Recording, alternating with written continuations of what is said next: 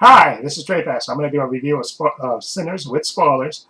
Okay, I did a review without spoilers. I think I put one spoiler in there, but it was just for something else, which is not really. But anyway, this is a Ryan Coogler film. Okay, so I have Michael B. Jordan, Haley Stanfield, Delroy Lindo, uh, what's her name? What's I forgot. I always screw up her name. Hold on, let me just see if I can get her name back. Yeah, Winnie Mosaka. She plays Annie. Haley Stanfield plays Mary. Okay, Omar Benson Miller is in this, and Jamie Lawson and Miles Coulson Caton plays Sammy. He plays a cousin of the two twin brothers. Okay, and the story is basically they come back from after years in Chicago, about 7 years in Chicago. They say they come back to Mississippi. It's 1932, and they purchase a abandoned paper mill so they can run a juke joint. Okay, they want to have their cousin play because he's a great musician, and he's a preacher's son, and they also want to sell drinks and entertainment and stuff, and a place for black people to party. And remember, this is the Jim Crow South, so they have to be extremely careful and stuff. And also, so this is a period piece and kind of a drama, and then you have to deal with kind of the racial aspect, and then also you get introduced to the vampire aspect, which is introduced by way of Jack O'Connell. Okay, he plays the character name. What was her name? Remick. Okay, he's the guy. We get introduced to him like early in the film. Actually, not early in the film. I think kind of midway in the film, he comes into the film. We actually see him actually being hunted, hunted down by these Indians. Okay, and that's the only part I guess I really these Indians are apparently they're hunting, this vampire. They're hunting him, and he goes to this couple, and he tells them that he's being hunted and stuff, and they kind of hide him, and they get their guns out, and actually the wife kind of stares down the Indians and saying that no, we have nobody here, when he's in the back, and then we find out later when they leave, the Indians leave, that he's a vampire, and like you see in the trailer, and he's killed her husband. Then you see the husband get up, and then of course like you see in the trailer, the wife starts screaming, so he turns them into vampires too, and they hear the music. They hear the music from the paper mill playing, and that's when they get introduced to the story to come. And we have the two brothers, Smoke and Stack. Now I was confusing, which one was which, and I think I think they confused it a little bit because there's Stack and Smoke. Now Michael B. Jordan playing two twins. Now according to this, they say that Stack, one of the twin brothers played by Michael B. Jordan, was involved with Mary and Annie, which I didn't get that sense of that in this movie. Uh, I think Stack was involved with Mary, okay, which is Haley Stanfield character, and then they say Smoke, the other brother's romantically involved with Annie, because you actually see a scene with Smoke and Annie, where he goes to that when he's back and he's talking to her and all that stuff, and they're reminiscing about the past and all that stuff, and they even have sex. So that's why I think, because I don't see no hint of the Stack character having any, uh, any kind of romantic relationship unless they cut that out or something. Maybe it was, and they cut it out or something. But because the only person that Stack is interested in is Annie. She's like the half. Haley Stanfield plays a half white girl, and of course they have a history too because we see them down at the train station when he first comes back, and she kind of she marches right up to him, and he's trying to, trying to beg off her, because there's white people around and stuff, and she basically lays it out. She said, "Listen," basically tells her, "Listen, what happened? I thought you was gonna come back. She's basically saying we had sex, and you supposed to be in love with me, but you never came back." Okay, and then we find out that her mother has passed and stuff, and like I said, and also their cousin Sammy. He's a big part of this movie. Like I said, he's the son of a preacher, and his father even warns him before he's going to hang out with his cousins, and his father warns him about. And he's the one that says that line about the devil, about dancing with the devil, that we get in the trailer. And so he goes to hang out with them and stuff, and he gets to singing and playing with them, and he really likes it. And like I said, the vampires get introduced into the story like midway into the story. They're drawn to the music.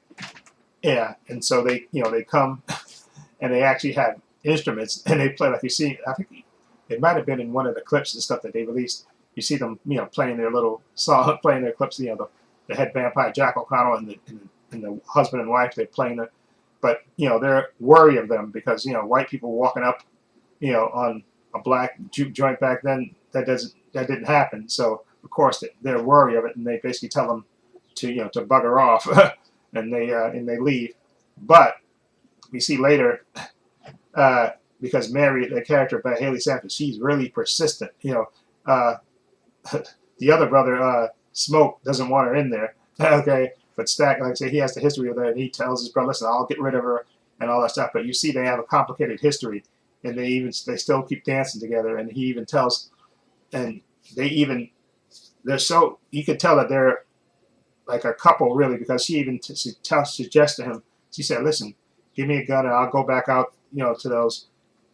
White people, find out what they want, because like I said, she can pass for white. So she said, let me go out there and actually find out what they're all about. If they really want to, give money and spend money, or if they just BS and stuff. And that's her fatal mistake. She actually goes out to them and talks to them, and that's when Jack O'Connell, has really good charisma, and he really basically tells, listen, you need help, you need saving, okay, and she kind of poo-poos it off, and they kind of move towards her, and she kind of pulls the gun out, and they back up, and then she turns to walk back, and then you see him flying in the air, but you don't see him come down. But then we know that he bit her.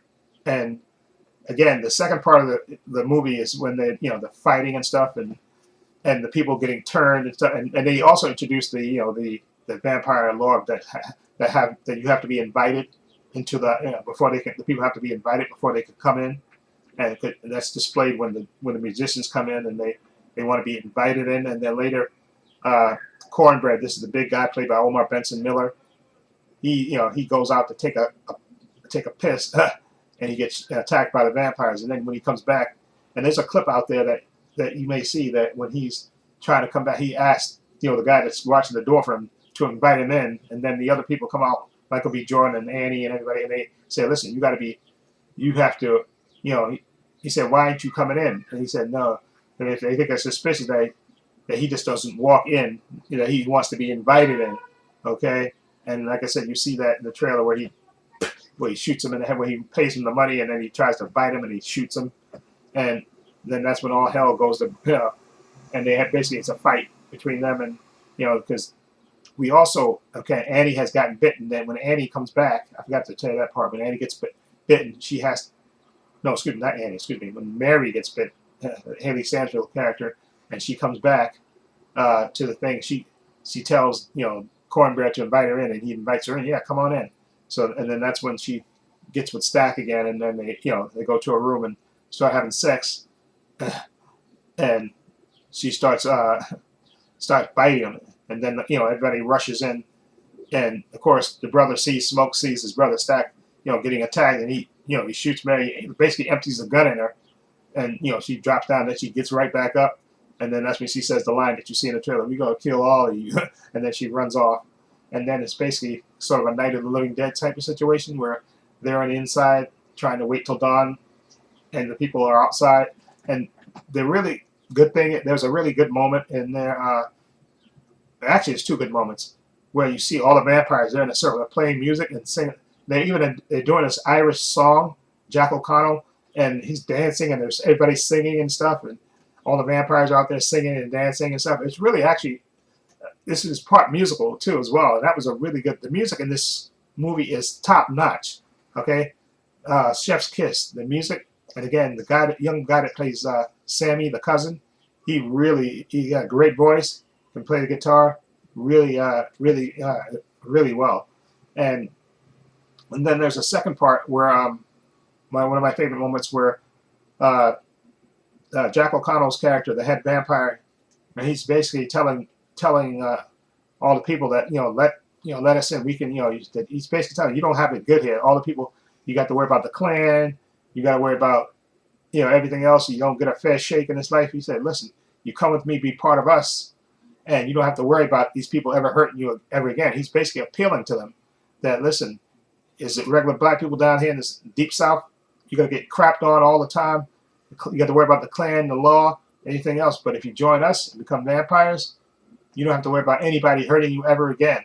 And which is, you can kind of see the appeal of that in a morbid kind of twisted kind of way and stuff. But if it was that easy, then it wouldn't be any movie. But again, the showdown is really good where they because there's the one Chinese lady, I think Chinese, I don't know if she's Chinese or Korean, whatever. But she, because it's her and her husband, they help build the signs for the thing. And then when the husband goes out after Stack gets killed, and he goes to get the car, everybody runs and get their cars and stuff, and that's when they get attacked by other vampires. And the husband comes back, and she is beside herself because the vampire basically tells her that, listen, we're going to go back to the store and kill your daughter if you don't come out and help us. And she's, and they're trying to tell her to calm down, wait till sunlight, wait till daylight and stuff. But she's not having it, and she basically invites them in. Okay, which I thought was crazy. She literally invites them all in, and then it's the big showdown with everybody fighting, vampires biting people and people, staking vampires and all that stuff. It's a crazy movie, but it really works. Okay, and again, Michael B. Jordan and Haley Steinfeld have crazy chemistry together, really good chemistry. And like I said, you got to stay to the. I said in my other, but I didn't say why. There's 2 credits. Okay, there's a mid-credit scene, and then there's another credit scene after that, I think. And I think there's one more. So I think there's like 3 after-credit scenes in this movie. And then one is when I think the last scene is that dude Miles Caton, who plays Sammy, the young cousin. He's just playing. He's playing the. I think he's playing the guitar and stuff and singing. The second mid-credit scene is at the end.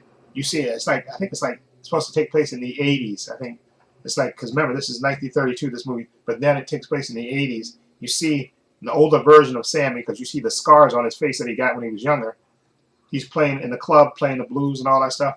And then at the end, you see him sitting at the bar, and then one of the bartenders come to him and say, listen, there's a couple out there that wants, that want to see you. And then he tells him, he invites him, he tells the guy, invite him in. Okay, and he invites him in, and then we see that it's actually Stack and Mary. Okay, and then we find out from them that apparently Smoke didn't kill him because you see it, and there's when there's a big showdown, and Smoke and Stack are fighting each other, and Smoke we're led to assume that Smoke kills his brother, but he really didn't because Stack explains to him that he made me promise that I wouldn't hurt you, and I would leave you alone and stuff. So apparently at the end where the vampires get defeated, I guess I'm assuming Stack and Mary, they went off. They went off and hid somewhere, and they just basically been living as vampires for the, I guess, 32 and then 50. But for the past 50 years, they've been living as vampires because you see them coming in, dressed in 80s type of clothes and stuff, and having that conversation with their cousin Sammy, with his, Stack with his cousin Sammy, and they're telling him, we made that promise with Smoke not to kill you and leave you alone and stuff. And they said you've had a great life and all that stuff. And they said, well, we can actually extend your life if you want, because you look at you towards the end. And he says, you know what? I don't want to live too much longer anyway. So he said, don't worry. Basically tell him, no, you don't have to bite me. I don't want to live I've lived a good life. I've seen enough in this lifetime to last me a lifetime. Okay, and they say their goodbyes, and they go off. So I thought that was crazy that they were still alive, but I guess it kind of makes sense because they actually tell you early in the movie that Smoke saved his twin brother Stack from his father who was basically killing him, and they tell the story about how Stack tells the story about how his father was beating him, and he said then his brother came and basically killed the father, and so he's always protected him and stuff. So that's why I guess he made that promise to his brother not to if he let him go, that he wouldn't harm his cousin and stuff. So I guess that's how they survived. But woof, again, just a really intense movie. It really, again, like I said, it has all these elements in it: the drama, period piece, the racism stuff, the vampire stuff. Again, like I said, there's that great when they sing that song, that Irish song, and you see Jack O'Connell, he's singing that song and he's dancing, doing it. and everybody else is dancing. It's really, again, the music in this, like I said, is chef's kiss. This fantastic music in this movie, and again, a really good movie. And thank you, Ryan Coogler, for directing this. And I give this movie again 3.5 stars. One of the best movies I've seen this year, hands down. Delroy Lindo was really good in this as well. Everybody from Haley Stanfield, her, like I said, her and Michael B. Jordan have great chemistry. Okay, Michael B. Jordan and the woman that plays Annie, which is hold on, her name is hold on, her name is Winnie Masako, who was in Lovecraft Country, and she was also in Loki. She played one of the guards and stuff. She's been really good, and again, her and Michael B. Jordan had good chemistry too. They were, again, I don't know why they said Stack was involved with both Mary and Annie, but no, what I've seen in the movie, Stack was only involved with Mary, the half white woman played by Haley Stanfield, and Annie and Smoke had the history. They had a kid, because you even see him visiting the grave of the kid in the beginning of the film. He's visiting the grave of his kid that died. So they have history and stuff. And like I said, they even have sex when he's telling them about what they're going to do with opening up the juke joint and stuff. So that's why I don't know why they said, according to that description, that description is wrong from what I've seen, unless they cut that out of the movie. Okay. Stack was with Mary, Haley Stanfield, and Smoke was with Annie. Okay, it was those characters. And they figure out pretty much, it's pretty much Annie that figures out that these are vampires after seeing, they figure that, these are vampires and stuff. And she's sort of like a voodoo priestess in a way, Annie. And she tells Smoke, she tells him, listen, if I get bit or anything, make sure you promise me that you're going to, you stake me, okay? Because I don't want to rise up and be one of these vampires and stuff. And there's a moment where she actually does get bit, and Smoke has to stick her, which is really, really sad. And then there's a kind of a great scene at the end after all the vampires are defeated, and Smoke just, the scene that you see in the beginning of the first trailer where you see him sitting down and he's making a cigarette and he's smoking and he's nervous and shit, and he pulls out the machine gun. That's when because he finds out from the vampire, that paper mill that you bought, that you're having this party in, that dude is in charge of the clan. He said they're gonna come back tomorrow and wipe you all out. And exactly, they're coming. Yeah, that even though you paid them the money, they're gonna come tomorrow and basically and kill you and take anything they can. Okay, so at the end of the movie, after they kill all the vampires in the morning, Smoke, he just lit some up. That scene, you see him firing the machine gun. He's firing the gun. He's firing the gun at the clan members and stuff, and he basically kills all of them. Okay, but he gets shot in the process, and then you see him. He's dying, and he sees Annie with their baby that died, and it's a real touching moment that they have at the end of that. But again, this movie is insane, crazy, balls to the wall. Definitely see this movie. Again, one of the best movies of the year. 3.5 stars. Chef's kiss. Go see this movie. Anyway, in the description box, I have links to my Facebook, my Twitter, my Instagram. I also have a link to my other channel, Paul Views and Opinions. If you check that out as well. I also have a link down below to my Patreon $5 a month, over 200 videos, 5 different categories, 5-minute preview clips of all the content that I have there. Follow the link. It'll take you there. Also, I have a link down below to my merchandise store. As you can see, I'm wearing my Trey Passer logo shirt. Okay, I sell hats, t-shirts, mugs, sweatshirts, hoodies, water bottles, for teddy bears for men, women, unisex. Follow the link. It will take you to the store. Also, please give this video a thumbs up. It helps the channel, and I truly appreciate it. Also, hit the subscribe button, hit the notification bell, so you know when I upload new content to this channel. And this is Trey Passer saying so long and take care. There's one more thing I wanted to add in this spoiler-free review, spoilers review, excuse me, for the Sinners movie. Actually, there's 2 things. I talked about it a little bit. The main villain, Jack O'Connell, excuse me, he does this. There's a sequence, after the vampires are revealed, and he's out in the field with all the other vampires, and they're playing this Irish song, excuse me, and he's dead. And he's doing this little Irish dance and stuff, and it's really a great moment in the middle of all this, excuse me, all this chaos. That we get him playing, them playing the Irish song and him doing this little jig and stuff, and that because in the middle of all this chaos, because he's Irish obviously, and he's singing this song and he's doing this little dance and everybody else is dancing and stuff and partying. These vampires are partying basically, which is crazy. Okay, there was another scene that I wanted to mention. When inside the juke joint, when they start playing the song, the cousin Sammy starts playing the song, and then you basically see all these different versions. You see DJs from the present.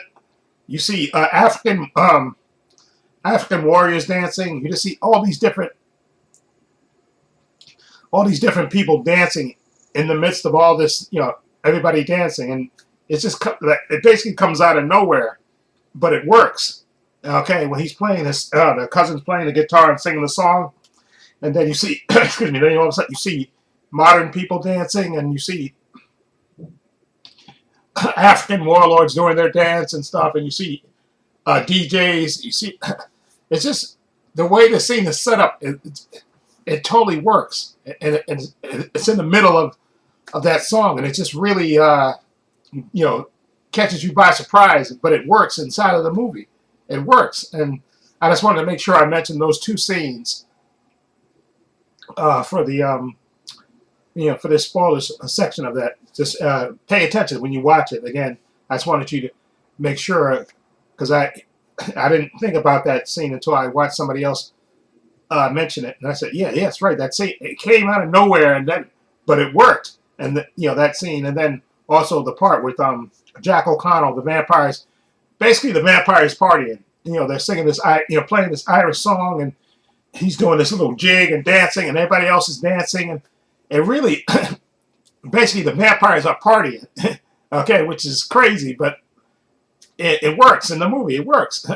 So I just want to mention those two things. Okay, so go see this movie.